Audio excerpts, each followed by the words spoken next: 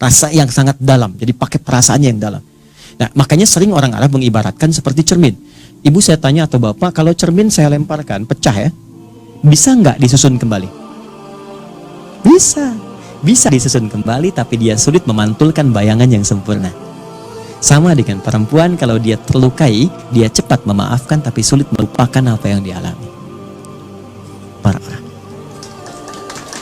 Oh, oke. Ibu tahu ciri perempuan solihah di Quran? Cuman 2 ternyata. Pokoknya. Quran surah keempat ayat 34. Ada kaitan dengan salat. Apa cirinya? 1, fassalihatu, istri yang solihah itu qanitatun, taat pada suami ya.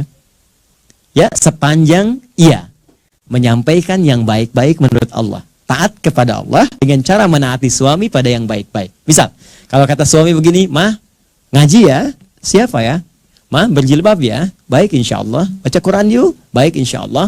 Itu qanitat namanya. Perempuan semacam ini, kalau benar dia taat dengan baik, diikuti dengan baik, mampu dia untuk berusaha baik, maka ada spesial disampaikan di hadis riwayat At-Tirmidzi, kata Nabi, dia akan punya apresiasi spesial di sisi Allah di hari kiamat. Idza shallatil mar'atu sholataha, kalau seorang perempuan itu cukup sholat fardu saja dalam hidupnya, kemudian wasomat somaha, dia puasa fardu saja Ramadan tanpa puasa sunnah, wahafidhat farjaha, dan menjaga dirinya tidak selingkuh, tidak berbuat yang buruk. Yang menarik, wa ata'at zaujaha, dan menaati suaminya sepanjang suami meminta pada yang baik. Qila laha yaumal qiyamati, akan dikatakan pada perempuan semacam ini di hari kiamat, udkhulil jannata min haitsu syi'ti, langsung masuk surga aja dari pintu manapun yang kau kehendaki. Ibu. Oke, kalau suami minta pada yang baik-baik, kerjakan. Dan biasanya istri senang, Pak, walaupun kadang-kadang ada diskusi. "Mah, pengajian yuk." "Siapa?" Tiba-tiba ke kamar bawa baju kan, "Apa yang biru atau yang hijau nih pakai mama?" "Oh, kayaknya biru bagus deh." "Ah, kayaknya hijau deh." Ya, katanya nanya tapi udah punya jawaban kan. Bagus, masih mending kalau dipakai, begitu keluar kuning. Ya, oke lah. Ya apa? Ikut rame. Nah, yang kedua ini yang sering gagal. Ya, maaf, hafizatun lil ghaibi bima hafizallah. Kata Allah, perempuan salihah itu dia akan menjaga kehormatan keluarganya, terutama suaminya, terlebih ketika tidak sedang bersamanya. Kenapa kemudian kalimat ini muncul, dilekatkan pada perempuan? Bahkan suratnya surat An-Nisa. Ibu tahu An-Nisa artinya?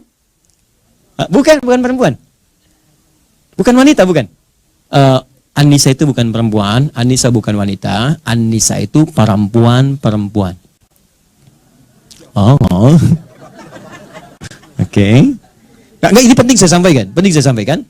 Kalau perempuan, beda dengan laki-laki. Kalau laki-laki nama tunggal singular dengan jamaknya plural itu sama, mirip.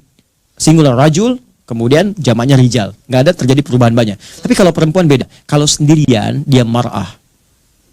Mar'atun. Pernah dengar? Tapi kalau banyakan disebut nisa. Fokus ya. Mar'ah itu seakar dari kata muru'ah, yang punya 3 arti.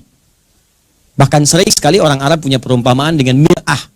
Ya, kalimatnya sama, cuma cara bacanya beda. Al-mar'atu kal mir'ah. Yang satu pakai fathah, yang satu pakai kasrah. Muru'ah itu punya 3 arti. 1, yang identik atau senang dengan keindahan.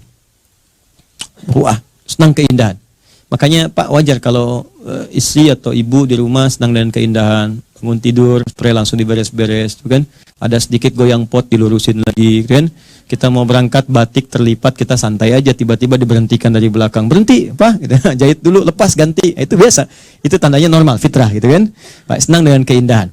Bahkan dikatakan oleh orang Arab, al-mar'atu kal mir'ah. Perempuan tuh seperti cermin. Kayak kalau diperiksa kan sering ya, ada cermin misalnya. Sudah ngaca di rumah, turun, lihat spion mobil, ya, lihat lagi, masuk ke kantor, lihat kaca, betulin lagi, itu biasa, normal, ya. Tapi yang paling menarik, mar'ah juga itu bisa seakar dari kata muru'ah, seperti mir'ah, dari sisi sensitivitas. Kenapa perempuan disebut mar'ah? Karena dia punya sifat rasa yang tinggi dibanding laki-laki, rasa yang sangat dalam, jadi pakai perasaannya yang dalam. Nah, makanya sering orang Arab mengibaratkan seperti cermin. Ibu saya tanya atau bapak, kalau cermin saya lemparkan, pecah ya, bisa nggak disusun kembali? Bisa. Bisa disusun kembali, tapi dia sulit memantulkan bayangan yang sempurna. Sama dengan perempuan, kalau dia terlukai, dia cepat memaafkan, tapi sulit melupakan apa yang dialami. Parah. Oh. Oke. Makanya kalau ada masalah sekarang tuh rekening listrik 15 tahun yang lalu masih diingat, Pak. Papa dulu kan begitu kan? Ah, itu marah. Jadi biasa kalau nanti ada persoalan, terus masalah yang lalu diungkit itu biasa. Ya, artinya normal gitu. Ya, sehat artinya. Baik. Tapi ingat ya. Tapi ketika dia banyakkan, namanya berubah jadi nisa. Apa itu nisa? Seakar dengan kata nasa. Nasa itu bisa berarti mudah tersentuh, ternyuh. Ya, lihat film India macam-macam, satu di pohon, satu ini tiba-tiba ngalir air mata gitu kan. Tapi yang kedua, ini yang paling menarik. Nisa juga punya arti sifat yang senang menyampaikan apa yang dirasakan. Bukan curhat. Ya. Menyampaikan apa yang dirasakan, suka cerita. Jadi kenapa disebut dengan nisa? Seakan Allah memberikan pesan bahwa perempuan itu sependiam apapun, kalau ketemu dengan temannya itu suka cerita. Itu poinnya. Dan kadang yang diceritakan itu hal yang seharusnya tidak diceritakan. Makanya kata Quran, hafizatun lil ghaibi, perempuan yang solehah itu dia tak akan membuka aib suaminya atau di rumah tangganya saat bahkan tak sedang dengannya. Nah, ini kadang-kadang sering kejadian. Padahal mungkin yang dituju pengajian. Datang ke pengajian, bertemu dengan kawan, yang lain belum datang. Ukhti lagi apa kabar Jeng? Baik, sehat. Alhamdulillah. Keluarga gimana? Baik. Suami gimana? Di situ masalahnya. Masalah. Oke. Sekarang banyak kan? Ya, sekarang nggak datang pun bisa bikin sendiri kan? Bikin status. Kamu tidak seperti yang aku kira. Wah, tulis, bikin komen ya. Oke, paham ya?